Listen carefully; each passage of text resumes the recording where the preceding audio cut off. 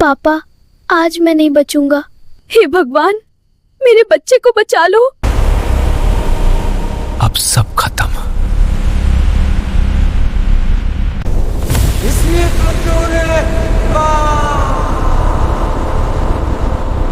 डर मत बेटा।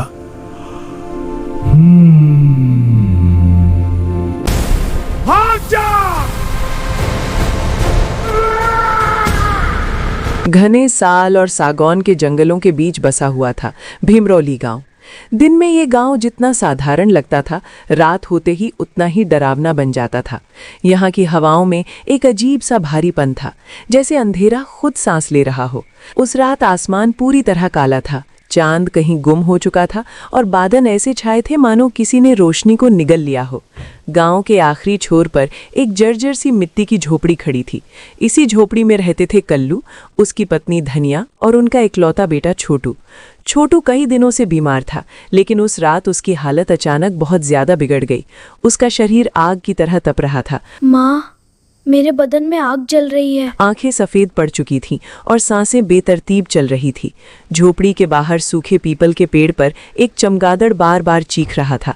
हवा में खिड़की की टूटी लकड़ियां टकलाकर अजीब सी डरावनी आवाजें कर रही थी। छोटू बिस्तर पर तड़पते हुए करहा रहा था, माँ, मेरे बदन में आग जल रही है। क्या हो रहा है मेरे बच्चे को? वो सामने खड़ा है। पापा, आज मैं नहीं बचूंगा। वो सामने खड़ा है, वो मुझे अपने पास बुला रहा है। मेरे बदन में आग जल रही है। पापा, आज मैं नहीं बचूंगा। हे भगवान, मेरे बच्चे को बचा लो। धनिया ये सुनते ही फूट फूट कर रोने लगी। चुप हो जा मेरे लाल माँ, यही है।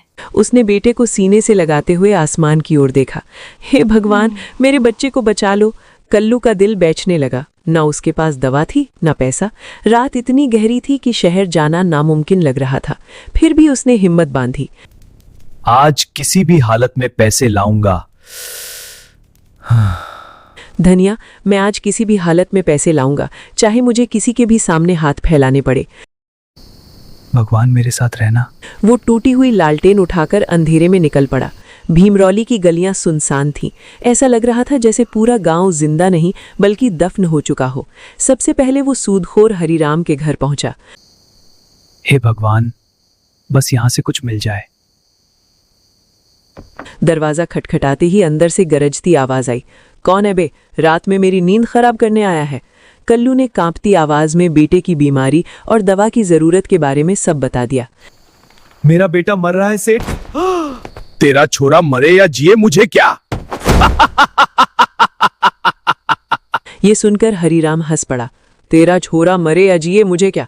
यहां से दफा हो जा, वरना कुत्ते छोड़ दूंगा। यहां भी कुछ नहीं मिला। कल्लू खाली हाथ लौट पड़ा। फिर वो गांव के सरपंच रघुवीर के घर गया। सरपंच लेकिन जी, वहां भी वही मेरी सुन बेरुखी लो। मिली। सुबह आना, अगर बेटा तब तक जिंदा रहा तो। रात को कोई मदद नहीं मिलती, सुबह आना, अगर बेटा तब तक जिंदा रहा तो। अब किसी से उम्मीद नहीं बची। अब कल्लू की आंखों से आंसू भी सूख चुके थे। शायद किस्मत यहीं खत्म हो जाए। थका हारा वो शमशान के रास्ते से लौट रहा था। तभी उसकी मुलाकात शामू से हुई, एक गरीब किसान लेकिन दिल का अमीर इंसान। शामू, मेरा बच्चा मर रहा है। दवा के बिना वो सुबह नहीं देख पाएगा। हाँ,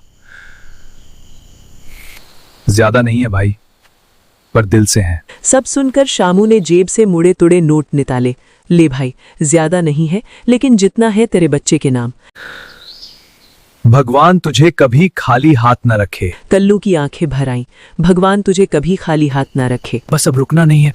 पैसे लेकर कल्लू पैदल ही शहर की ओर निकल पड़ा। यही है वो जंगल।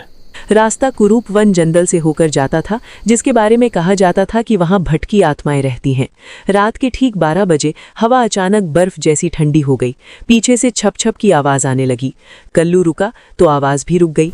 कौन है?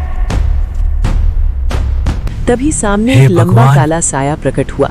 उसकी आंखें लाल अंगारों जैसी थीं और शरीर इंसानी नहीं लग रहा था। कल्लू डर से अब जड़ सब हो गया। खत्म। इसलिए तो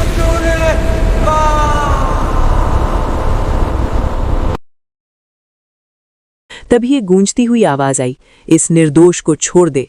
पीछे एक रुद्राक्षधारी साधु खड़े थे। उन्होंने मंत्र पढ़ा।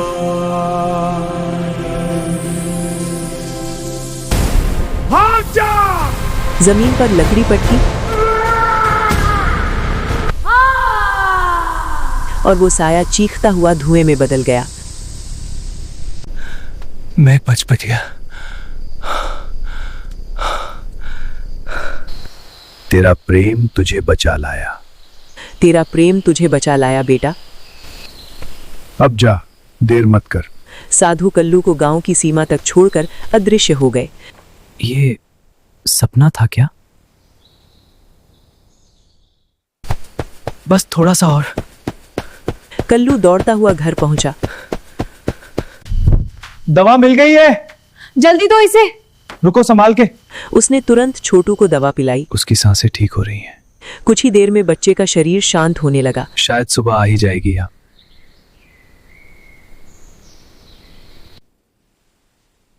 माँ, सुबह की पहली रोशनी के साथ छोटू ने धीरे धीरे आंखें खोली। मेरा बच्चा।